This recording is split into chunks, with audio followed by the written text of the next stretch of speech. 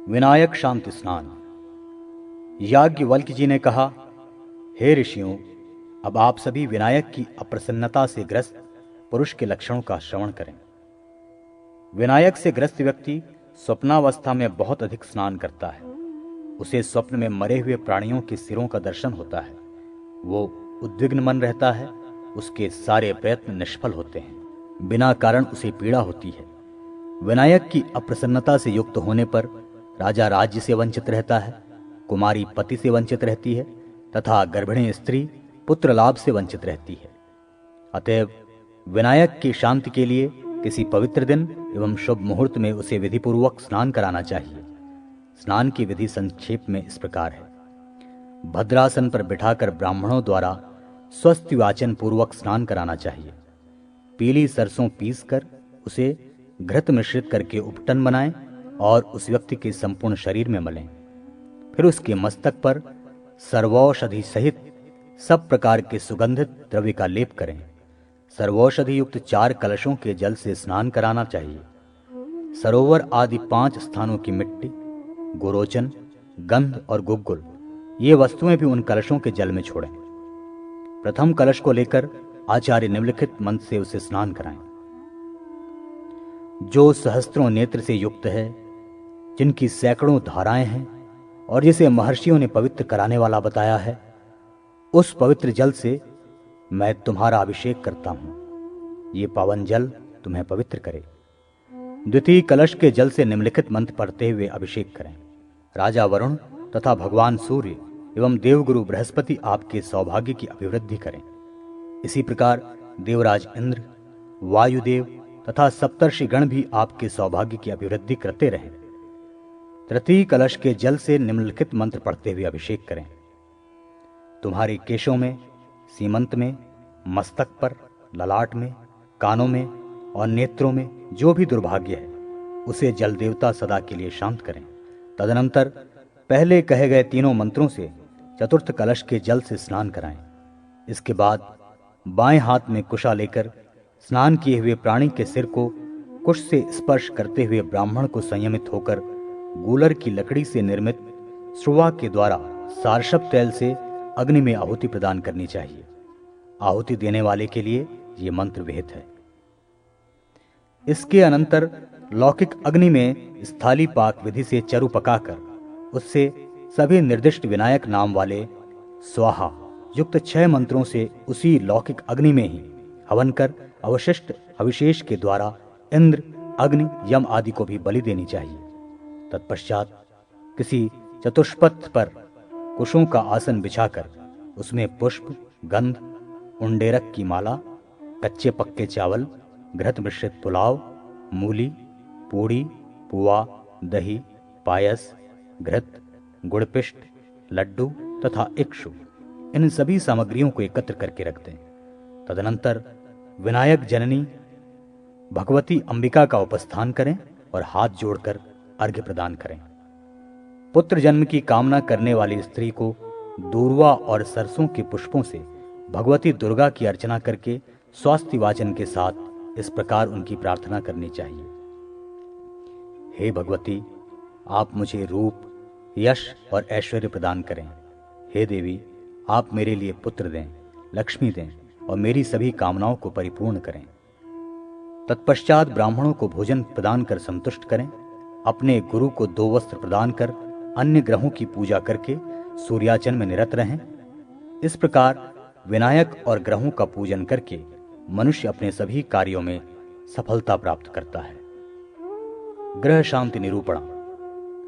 याज्ञवल्क्य जी ने कहा, हे मुनियों, लक्ष्मी एवं सुख शांति के इच्छुक तथा ग्रहों की दृष्टि से दुखित जनों को ग्रह शांति के लिए तत्संबंधित यज्ञ करना चाहिए। विद्वानों के द्वारा सूर्य, सोम, मंगल, बुध, बृहस्पति, शुक्र, शनि, राहु और केतु ये 9 ग्रह बताए गए हैं। इनकी अर्चना के लिए इनकी मूर्ति क्रमशः इन द्रव्यों से बनानी चाहिए: ताम्र, स्फटिक, रक्तचंदन, स्वर्ण, सुवर्ण, रजत, अयस, सीसा तथा कांस्य। अर्थात सूर्य ग्रह के लिए ताम्र धातु, चंद्र के लिए स्फटिक, मंगल के लिए रक्तचंदन, बुध एवं बृहस्पति के लिए स्वर्ण, शुक्र के लिए रजत शनि के लिए लोहा, राहु के लिए सीसा तथा केतु के लिए कांस्य धातु प्रशस्त है। सूर्य का वर्ण लाल, चंद्रमा का सफेद, मंगल का लाल, बुध तथा बृहस्पति का पीला, शुक्र का श्वेत, शनि, राहु और केतु का काला वर्ण होता है। इसी वर्ण के इनके द्रव्य भी होते हैं। एक पाटे पर वस्त्र बिछाकर ग्रह वर्णों के अनुसार निर्दिष्ट द्रव्यों के द्वारा विधि पूर्वक उनकी स्थापना तथा पूजा होम करें। उन्हें सुवर्ण, वस्त्र तथा पुष्प समर्पित करें। उनके लिए गंध, बलि, धूप, गुग्गुल भी देना चाहिए। तत्पश्चात मंत्रों के द्वारा प्रत्येक ग्रह देवता के लिए निमित्त चरु पदार्थ अर्पित करना चाहिए। उसके बाद यथाक्रम ओम आकृष्णे रजसा इन मंत्र के द्वारा सूर्य, ओम इमं देवा मंत्र से चंद्र, ओम अग्निर्मूर्धादिव ककृत मंत्र के द्वारा मंगल, ओम उद्बुद्धस्व मंत्र से बुध, ओम बृहस्पति इस मंत्र के द्वारा बृहस्पति, ओम अन्नात् परिस्तुतम मंत्र से शुक्र, ओम शन्नो देवी मंत्र के द्वारा शनि, ओम कयानश्च मंत्र से राहु तथा ओम केतु कृण्वन मंत्र के द्वारा केतु ग्रह के लिए आहुति देनी चाहिए।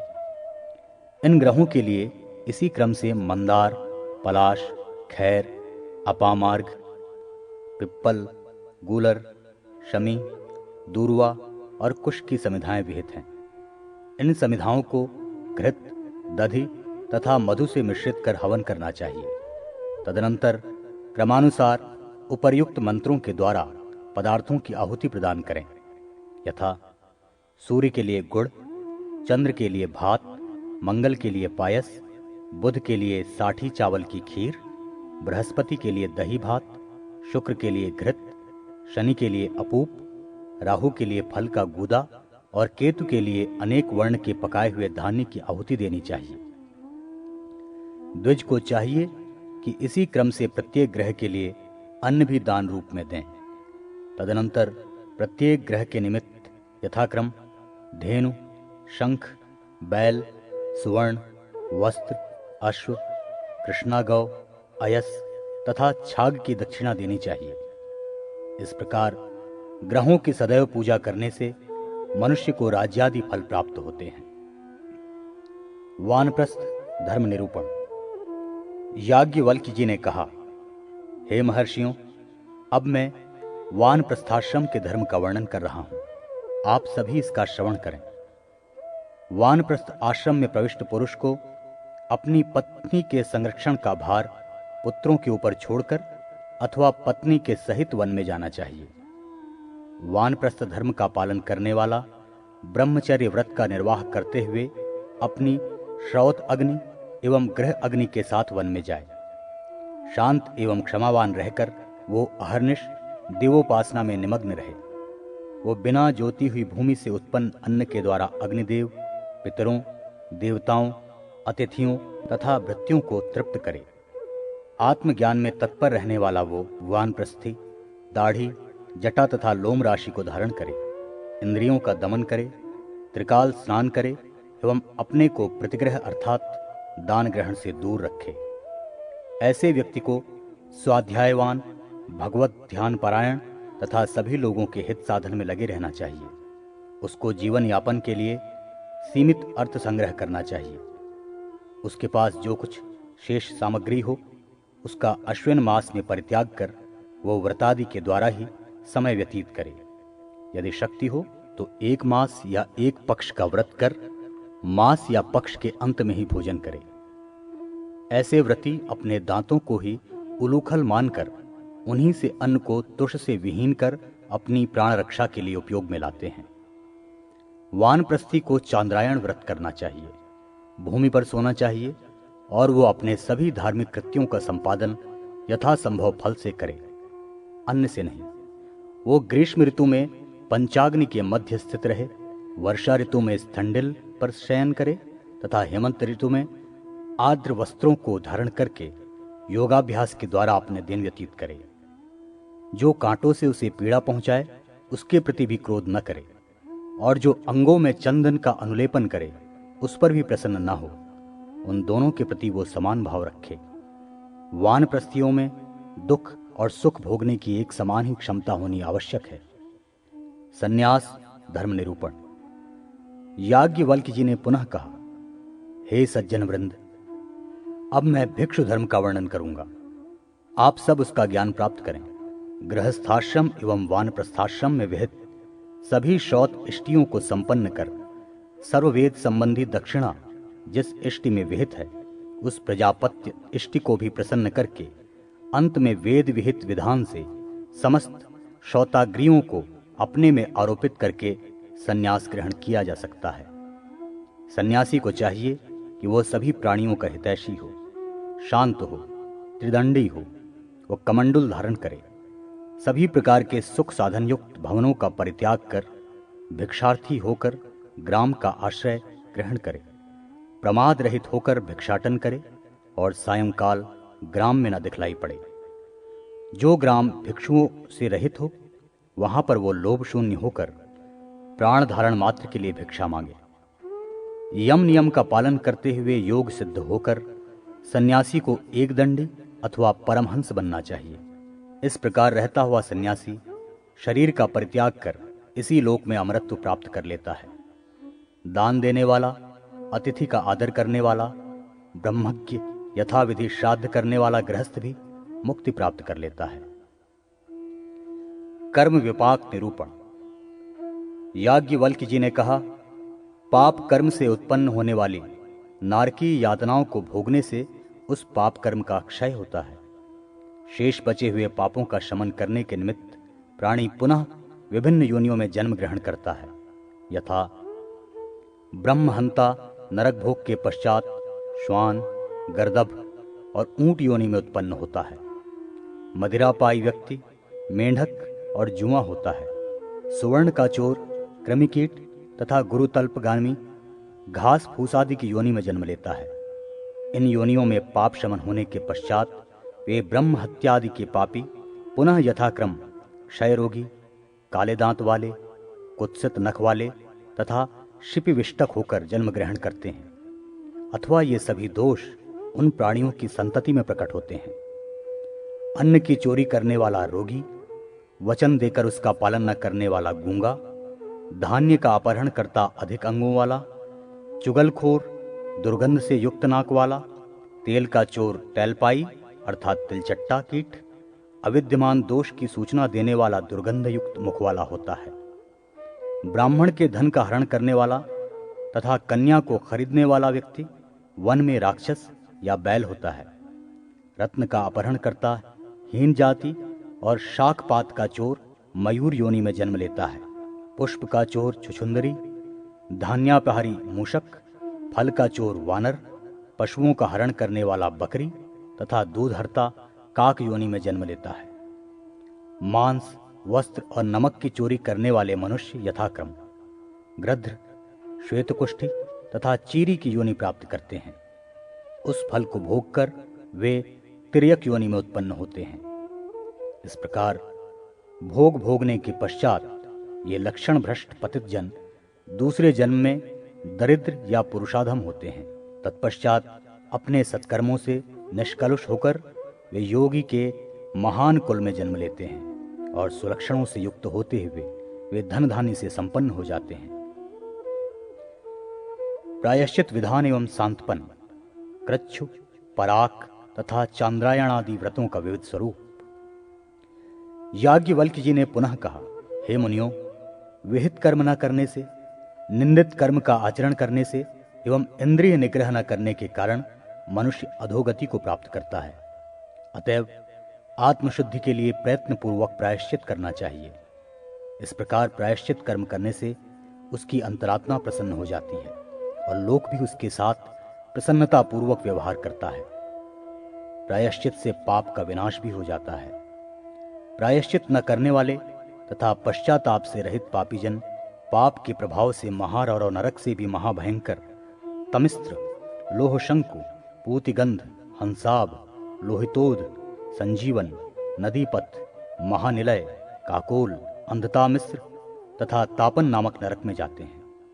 ब्रह्महंता, मद्यपी, ब्राह्मण के सुवर्ण का चोर, गुरुपत्नीगामी तथा इनका संसर्ग करने वाले मनुष्य अपने पाप के कारण अवीची तथा कुंभीपाक नामक महाभयानक नरक का भोग करते हैं। गुरु एवं वेद की निंदा करना ब्रह्म हत्या के समान है।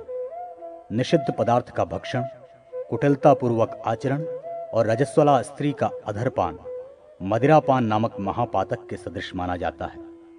अश्व तथा रत्नादि का अपहरण सुवर्ण चोरी के महापाप की भांति होता है।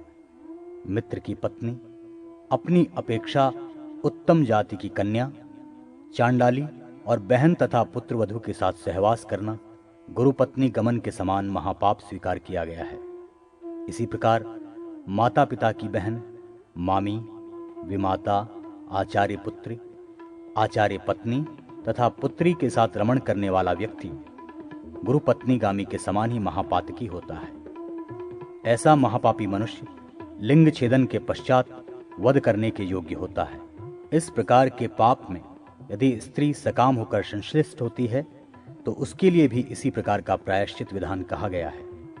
गोहत्या, व्रात्यता, चोरी, ऋण न लौटाना तथा देव, ऋषि एवं पितृ ऋण से मुक्त होना, अधिकारी होते हुए भी अज्ञाध्यान न करना, बिक्री न करने योग्य लवण आदि का विक्रय करना, परिवेदन, रुपए लेकर अध्ययन कराने वाले से अध्ययन करना, रुपए लेकर अध्यापन करना, परस्त्री के साथ सहवास, परिवित्य, प्रतिषिद्ध, सूद से जीविकायापन, नमक का उत्पादन, स्त्रीवध, शूद्रवध, अधीक्षित वैश्य तथा क्षत्रिय का वध करना और निंदित धन से जीविका चलाना, नास्तिकता, व्रत का लोप, सुत विक्रय, माता पिता तथा मित्र का परित्याग, तालाब उद्यान का विक्रय, कन्या को दूषित करना, बड़े भाई की उपेक्षा करके अज्ञाध्यान तथा विवाह करने वाले को यजन कराना तथा ऐसे व्यक्ति को कन्यादान करना, गुरु से अतिरिक्त के साथ कुटिलता करना, व्रत का लोप, केवल अपने लिए भोजन बनाने वाला, मद्यपान करने वाली स्त्री का संपर्क, स्वाध्याय, अग्नि, पुत्र तथा बंधु का परित्याग, असत शास्त्र का अध्ययन, भार्या एवं अपना विक्रय, ये सभी निंदित कर्म उपपातक कहे गए हैं। हे मुनियों, आप सब इनके प्रायश्चित का ज्ञान प्राप्त करें।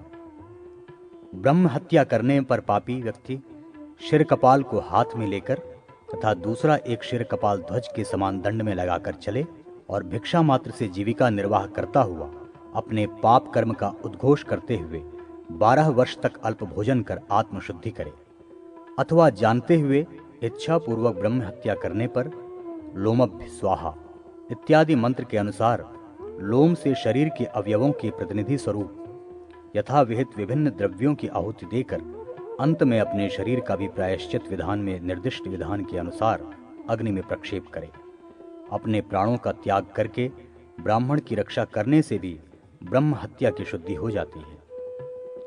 अत्याधिक कष्ट देने वाले दुस्सह, बहुकाल व्यापी रोग या अन्य किसी प्रकार के भयरूप आतंक से ग्रस्त ब्राह्मण को अथवा मार्ग में पड़ी हुई ऐसी ही किसी गाय को निरोग या निरांतक करके भी ब्रह्म हत्या के पाप से मुक्ति पाई जा सकती है।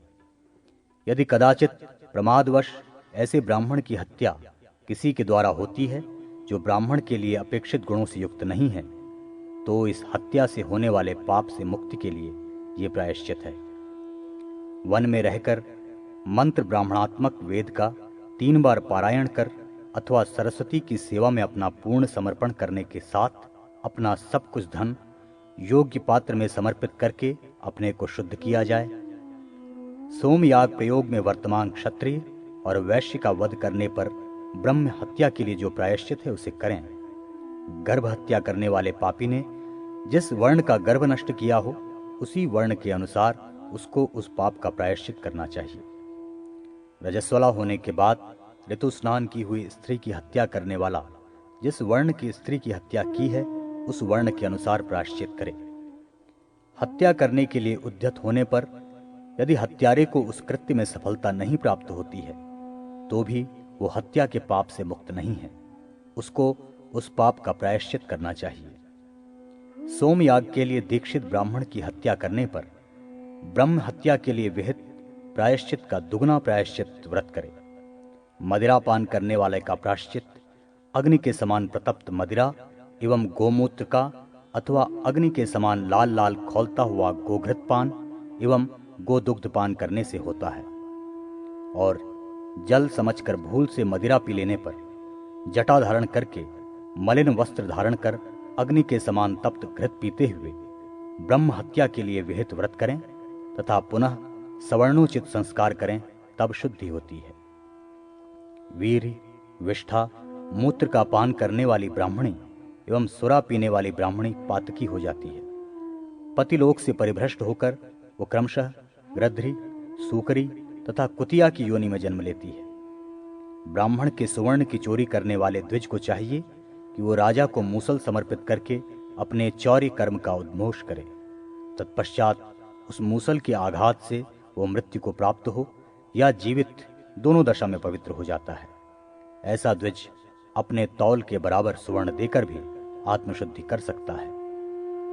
जो गुरु पत्नी के साथ सहवास करता है उसको दहकती हुई लौहमयी स्त्री प्रतिमा के साथ शयन करके अपने शरीर का परित्याग करना चाहिए, अथवा अपना लिंग और अंडकोश काटकर नैकृत्य दिशा में फेंक देना चाहिए और शरीर पर्यंत पीछे मुंह करके चलता रहे, अथवा वह दुरात्मा 3 वर्ष प्रजापत्य तथा कृच्छ व्रत का पालन करे या 3 मास तक चांद्रायण व्रत एवं वेद संहिता का पाठ करके भी वो उस पाप से विमुक्त हो सकता है। गोवध करने वाले पापी को पंचगव्य पान कर 1 मास तक संयमित जीवन व्यतीत करना चाहिए।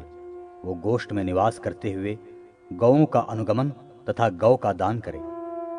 चांद्रायण व्रत करने से उपपातकों की शुद्धि होती है। 1 मास तक दुग्धपान अथवा पराक नामक व्रत करके उन उपपातकों से शुद्धि प्राप्त की जा सकती है। क्षत्रिय वध करने पर मनुष्य को 1 बैल और 1000 गायों का दान देना चाहिए, अथवा वो 3 वर्ष तक ब्रह्म हत्या के लिए विहित व्रत का पालन करे। वैश्य का वध करने वाले मनुष्य को 1 वर्ष तक ब्रह्म हत्या का प्रायश्चित व्रत अथवा 100 गायों का दान करना चाहिए। शूद्र की हत्या करने पर 6 मास तक ब्रह्म हत्या का प्रायश्चित अथवा 10 सवत्सा दूध देने वाली गायों का दान दे। अदुष्ट अर्थात सुशीला सचरित स्त्री का वध करने पर मनुष्य को शूद्र वध विहित प्रायश्चित व्रत का पालन करना चाहिए। मार्जार, गोह, नेवला, साधारण पशु तथा मेंढक की हत्या करने पर पापी व्यक्ति 3 रात्रि तक दुग्धपान के साथ ही पाद कृच्छ व्रत का पालन करे। हाथी का वध करने पर मनुष्य को 5 नील बैलों का दान देना चाहिए। शुक पक्षी की हत्या करने पर 2 वर्ष का बछड़ा तथा क्रौंच पक्षी का वध करने पर 3 वर्ष का बछड़ा दान देना चाहिए। गधा, बकरा और भेड़ की हत्या करने पर भी 1 बैल का दान दें। वृक्ष, गुल्म, लता या झाड़ी को काटने पर 100 बार गायत्री जप करें। मधु और मांस का भक्षण करने पर कृच्छ व्रत तथा अन्य शेष व्रतों का पालन करना चाहिए। यदि गुरु के द्वारा प्रेषित शिष्य की मृत्यु मार्ग में ही हो जाती है तो गुरु 3 कृच्छ व्रत का पालन करें, किंतु गुरु के प्रतिकूल कार्य करने पर शिष्य के द्वारा उन्हें प्रसन्न करने से ही शुद्धि हो जाती है। शत्रुओं को धान्य आदि तथा प्रीति आदि के द्वारा प्रसन्न करें। यदि किए जा रहे उपकार के बीच ही ब्राह्मण की मृत्यु हो जाती है तो उपकारी व्यक्ति को पाप नहीं लगता।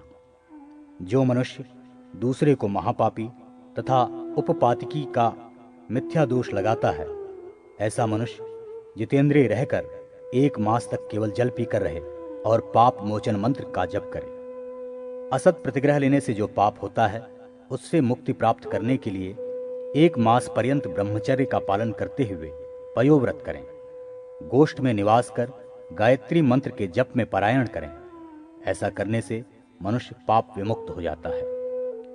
व्रात्य का यजन करने वाला 3 कृच्छ व्रत का आचरण करके अपने उस पाप से मुक्त हो सकता है। ऐसे ही अभिचारक क्रिया करने के लिए भी यही प्रायश्चित है। वेद प्लावी वर्ष पर्यंत जौ का भक्षण करे। शरण में आए हुए का परित्याग करने वाला भी वर्ष पर्यंत जौ का भक्षण करे। गर्दभयान तथा उष्ट्रयान से गमन करने वाला 3 प्राणायाम करे। इसी प्रकार नग्न स्नान, नग्न शयन और दिन में स्त्री गमन करने पर भी 3 प्राणायाम से शुद्धि होती है।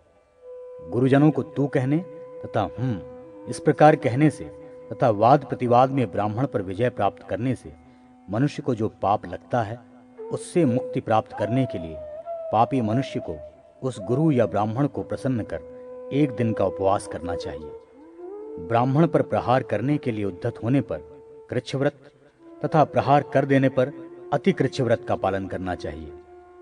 जिस निंदित आचरण के लिए प्रायश्चित विधान निर्दिष्ट नहीं है, उसके लिए देश, काल, आयु, शक्ति और पाप पर सम्यक विचार करके ही प्रायश्चित का निर्णय करना चाहिए। शास्त्रकारों ने पाप विमुक्ति का यही समुचित नियम कहा है। गर्भपात तथा पतिनिंदा करना स्त्रियों के पतन के कारण है। ऐसी स्त्रियां अपने दोष के अनुसार शास्त्र विहित प्रायश्चित नहीं करती हैं तो उनका परित्याग ही उचित है, अन्यथा उन्हें अपने घर में जीवन यापन के लिए आवश्यक सामान देकर रखना चाहिए। जो पाप विख्यात हो चुका है उसका प्रायश्चित गुरुजनों के अभिमत के अनुसार ही करना चाहिए, किंतु जो पाप प्रख्यात नहीं है उसका प्रायश्चित गुप्त रूप से करना चाहिए। गुप्त रूप से किए जाने वाले कुछ प्रायश्चित इस प्रकार समझना चाहिए। ब्रह्म हत्या करने वाला पापी 3 रात्रियों तक उपवास रखकर विशुद्ध जल के मध्य अगमर्षण मंत्र का जप करे और दूध देने वाली गाय का दान दे तो वो शुद्ध हो जाता है। किंतु ये प्रायश्चित अज्ञान में होने वाली ब्रह्म हत्या के लिए विहित है। अज्ञान में होने वाली ब्रह्म हत्या के निमित्त ये प्रायश्चित भी किया जा सकता है। ब्रह्म हत्या करता अहोरात्र पर्यंत वायुपान करते हुए जल में रहने के बाद प्रातः काल जल से बाहर आकर लोमभ्य स्वाहा इत्यादि 8 मंत्रों से 5-5 आहुतियां यथा विधान अग्नि में दे। मद्यपी एवं सुवर्ण की चोरी करने वाले ऐसे पापी को जल के मध्य स्थित होकर रुद्रदेव के मंत्र का जप करते हुए 3 दिन का उपवास और कुष्मांडी ऋचा से घृत की आहुतियां देकर आत्मशुद्धि करनी चाहिए। गुरु पत्नी के साथ संपर्क करने वाला पापी सहस्र शीर्षा मंत्र का जप करके पाप से विमुक्त हो जाता है। 100 बार प्राणायाम करने पर मनुष्य सर्वविध पापों से मुक्त हो जाता है। अज्ञानवश किए गए पाप की शांति त्रैकालिक संध्योपासना से हो जाती है। ब्राह्मणों के द्वारा 11 आवृत्ति रुद्रानुवाकों का जप करवाने से भी पाप का शमन होता है।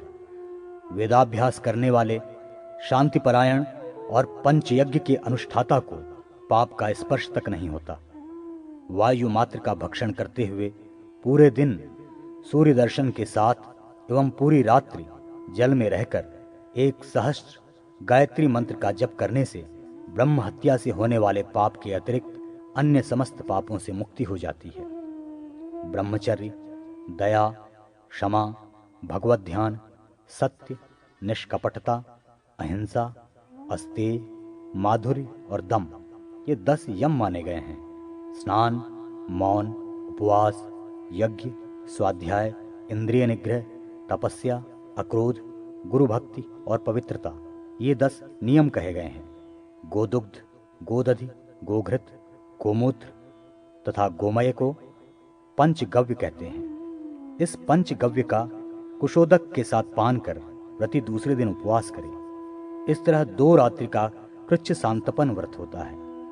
पहले दिन गोदुग्ध, दूसरे दिन गोदधि, तीसरे दिन गोघृत, चौथे दिन गोमूत्र, 5वें दिन गोमय, 6ठे दिन कुशोदक मात्र और 7वें दिन कुछ भी न लेकर शुद्ध उपवास कर जो व्रत पूर्ण किया जाता है वही महासांतपन नामक व्रत कहा जाता है।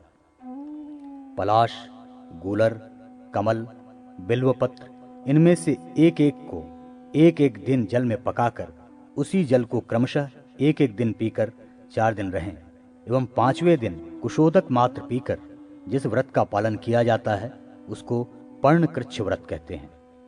तप्त कृच्छ व्रत में व्रती को पहले दिन गरम गोदुग्ध, दूसरे दिन गरम घृत, तीसरे दिन गरम जल का प्राशन, चौथे दिन उपवास करना चाहिए।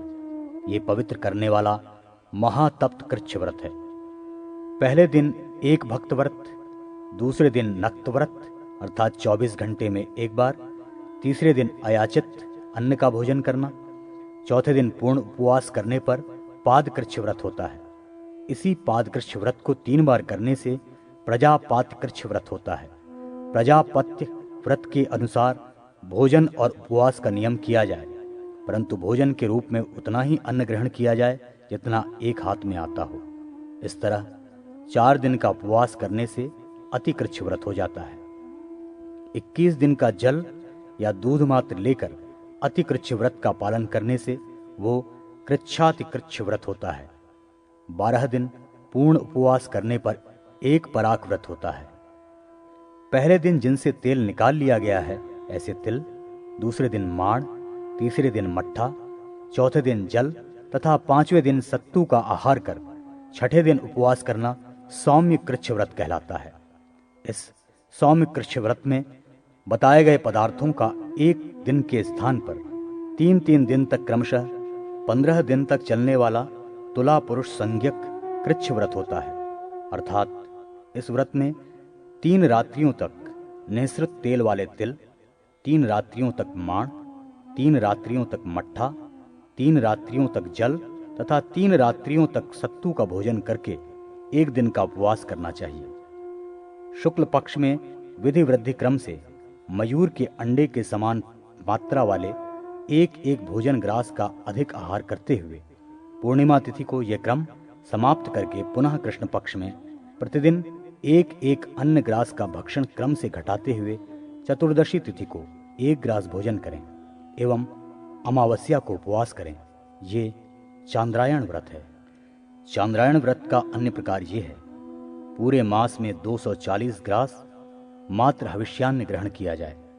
इन व्रतों में ये आवश्यक है कि प्रातः, मध्याह्न एवं सायंकालीन स्नान करके पवित्र संज्ञक विशेष मंत्रों का जप करें तथा गायत्री मंत्र से पिंडग्रास को अभिमंत्रित कर उसे ग्रहण करें। जिन पापों का प्रायश्चित शास्त्रों में नहीं बताया गया है उन पापों से भी शुद्धि चांद्रायण व्रत से हो जाती है, किंतु पाप के निवारण के लिए प्रायश्चित रूप में नहीं अपितु पुण्य प्राप्त करने की दृष्टि से जो इस चांद्रायण व्रत का अनुष्ठान करता है उसको चंद्रलोक की प्राप्ति होती है। इसी प्रकार पुण्य प्राप्त करने के लिए ही जो कृच्छ व्रत करता है वो महान ऐश्वर्य का लाभ प्राप्त करता है।